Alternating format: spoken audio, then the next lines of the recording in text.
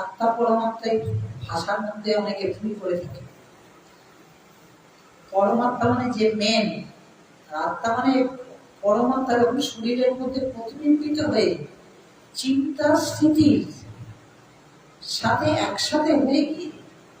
পাঁচটা ইন্দ্রিয়ের জন্য, বডির জন্য যে চিন্তা স্মৃতি, আনন্দ আর দুঃখ করার জন্য যে পাঁচটা ইন্দ্রিয়ের বিভিন্ন চাহিদা আছে, দেখা শোনা স্পর্শের চাহিদা আছে, স্বাদ গ্রহণ করা, এই চাহিদার জন্য সে স্মৃতি আর চিন্তার মধ্যে যে প্রতিবিম্বিত হয়েছে, রিফ্লেক্টেড হয়ে গেছে কনসাসনেস। ঠিক ইলেকট্রিক কারেন্ট যেমন টেলিভিশনের মধ্যে যে মেমোরি আছে, যে বইটা চালাচ্ছ, যে সিরিয়ালটা চলছে তার মেমোরি অনুসারে সে সেরকম হচ্ছে, ঠিক কনসাসনেসও তাই হয়। এইটাকে বলা হয় আত্মা। এই জন্ম মৃত্যু চক্রে ঘুরে, জন্ম নিয়ে শরীরের মধ্যে দিয়ে প্রকাশ করে শরীর ছেড়ে দিয়ে ওই মেমোরি চিন্তার মাধ্যমে সূক্ষ্ম শরীরে থেকে আবার ওরকম চিন্তা করতে পারে, ওরকম স্বপ্নের জীবন যাপন করে, আবার একটা শরীর ধরে,